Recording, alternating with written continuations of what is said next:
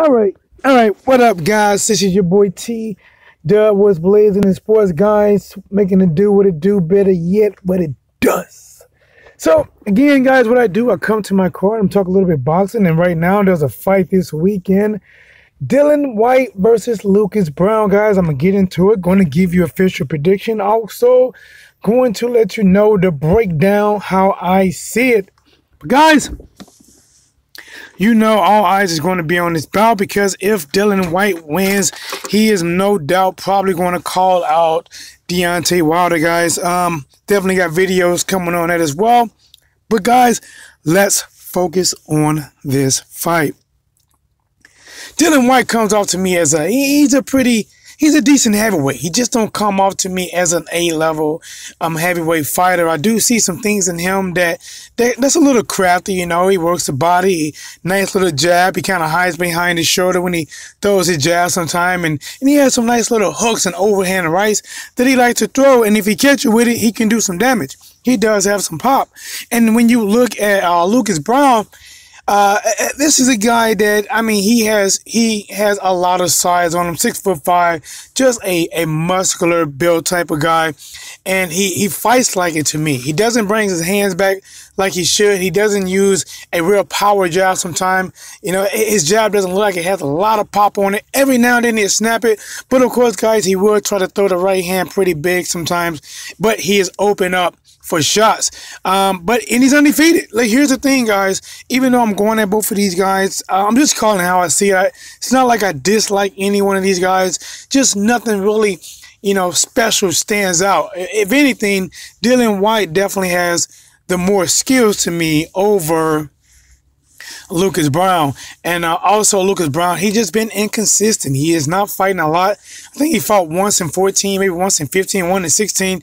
He's pretty much almost been doing, like, you know, once a year or once every 2 years type of fighting.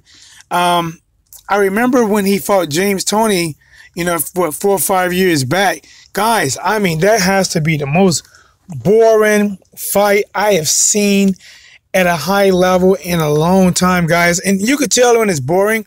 The commentators was calling this fight like they was watching golf. I am not lying, guys. Listen, go back, Google it, or YouTube James Toney versus Lucas Browne.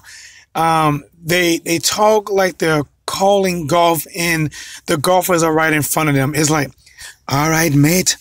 Lucas Browne from Australia, the great white hope from Australia. There he is. He's lining up James Toney for a big right hand. Oh, and he lands the right hand. Even when they got excited, the level never reached above a whisper, even though you can tell they were trying to get excited. Oh, he lands that right hand. James Toney really felt that one. But James Toney, he's crafty vet now.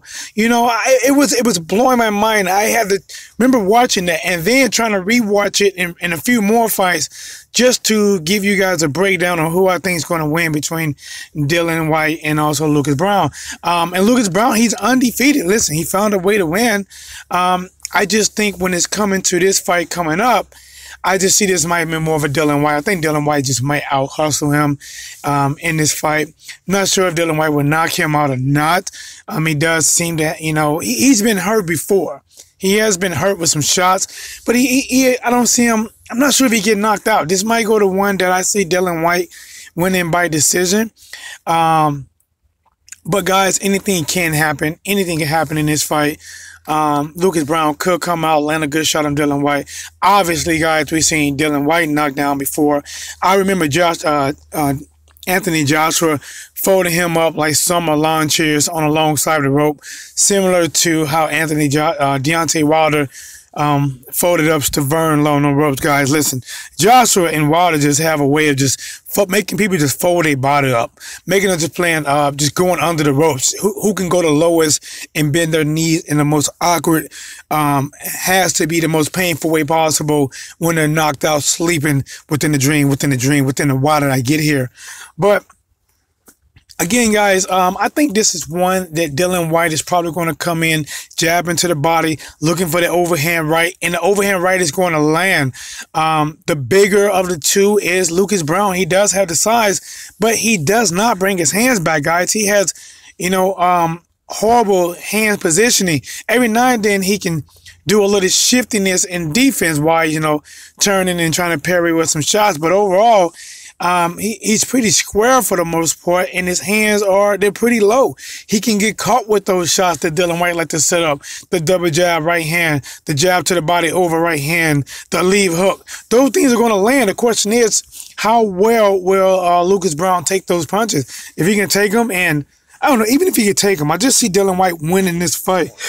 He's just more consistent, and Lucas Browne he just not have been as consistent. I mean, this probably was a money fight for him. I believe this fight is taking place in London. Again, guys, like I said, go back, watch a few fights on Lucas Browne, get caught up with him, get caught up with Dillian Whyte, make your own judgment on who you think is going to win. I'm just warning you guys. I'm just warning you up top. Once you watch the Lucas Browne versus James Toney, this is a James Toney that was way beyond his years of fighting. I mean, this guy got a gut in there that looks like a Buddha. It looks like Majin Buu off of what is that? Goku? Not Goku. What it's called? What is the name of that? I can't think of the name of that cartoon that has Goku in there and has Majin Buu. Man, I'm not lying. This is a James Toney we're dealing with. A James Toney that literally should have been fighting at light heavyweight, but carrying all the fat just to make it to heavyweight. He did catch Lucas Browne with some shots, guys, but I'm warning you right now. Listen, this is all flashing lights is going off right now. Red alerts. Make sure before you watch this fight, either you took a 5-hour energy or a Monster, or you had 3 cups of coffee and you are ready. You are excited, because I'm telling you right now, watching this fight, the excitement-wise, is going to bring that buzz down slightly below a normal level. And the commentating doesn't add anything to it, guys. They are matching the fight pace. The fight pace is extremely slow. Somebody throws a jab, and they both reset. Somebody throws a right hand, they both reset. James Toney landed a big right hand. He kind of smiles. The other guy smiles, and they reset. Lucas Browne throws a right hand. James Toney smiles. Lucas smiles, and they both reset. I'm like, what are we watching? And then the commentators are on the sideline. All right, I think he's going to get him on this one. Oh my gosh, he's lining up. But James Toney, this guy can come back with one swing. What do you think about that, Bob? I am truly excited. Haven't been as excited since Martha told me she's going to start wearing pajamas to bed and start wearing panties again. I am excited. But guys, that's your boy T-Dub thought on this. It's just another video while I'm on lunch break. I know this fight coming up. I haven't talked about it much. I think this one should be a fight that Dillian Whyte wins. If he loses, I would be a little surprised, you know, but then we'll see where Lucas Browne go from there. Honestly, I think Deontay Wilder knocks Lucas Browne clean the fuck out. I think he cleans his clock really nice. If Lucas Browne fight Anthony Joshua, I think Anthony Joshua cleans him up real nice, guys. I'm talking about once you get done cleaning him up, you're going to name Lucas Browne.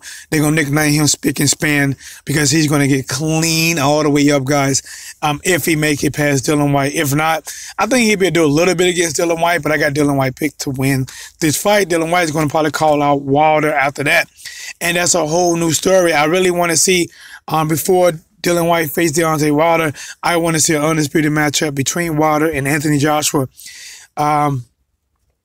Eddie Hearn came out, and Eddie Hearn, said in an interview, basically hinting that it was on seconds out that, yes, I would take. That's a deal I would take about the Wilder deal. Basically, whatever deal you give me, I want the deal in the rematch. What they're thinking is, in my mind, is there ain't going to be a rematch.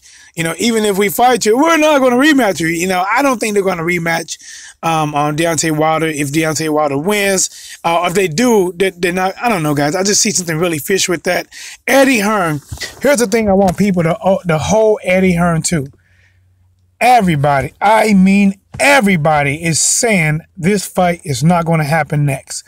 Dillian Whyte doesn't believe it's going to happen next. I don't believe Big Baby believes it. David Hay doesn't believe it's going to happen next. I haven't heard anyone. I haven't even heard Anthony Joshua even talk about this fight happening next.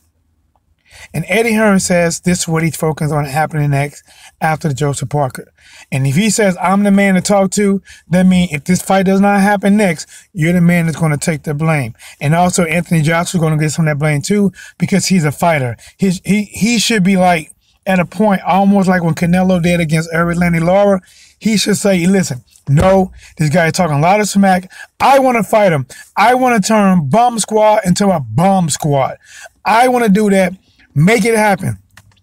If he want to do a 1090 deal, do it. I don't care. Let me go out and fight this guy. Let me get my respect back, because you know why? This guy's been calling me out publicly and I haven't said anything back to him, anything close to fighting him. Yes, I made fun of him. Yes, I even mocked him in videos. Yes, I did all these things. I even laughed at him, but I also banned him for coming in the ring after the fight for confronting me. I don't want him to challenge me in front of all my people, because then I gotta say either I accept your challenge or not. I don't want to be put in that position. So, you know, I'm just giving you guys a heads up on this. So as a recap, guys, before I go back in off this little quick break, I haven't took lunch yet. I'm not sure if I'm even going to take lunch, but I'm going to try to get you guys another video maybe. I see this fight Dillian Whyte can win. Lucas Browne going to have to do something, man. He doesn't fight to me at a fast-paced style. He doesn't have good foot movement. His hand positioning, the way he brings them back, holds the elbows out to the side. He doesn't use his jab effectively with effective power. Every now and then he would flick it okay, but even when I seen him double jab, I didn't see any power behind it. Maybe he got one of them guys that they throw really slow punches and they look like they're soft, but when they hit you, it feel like dynamite. I don't know, but either way, guys, it's your boy T-Dub was pleased in the sports. Don't forget to like, subscribe to the channel, help the channel grow. If you have any ideas on this fight, any ideas on videos when we do about next, you can always remember, just comment below in the comment section and get at me. T-Dub was blazing the sports.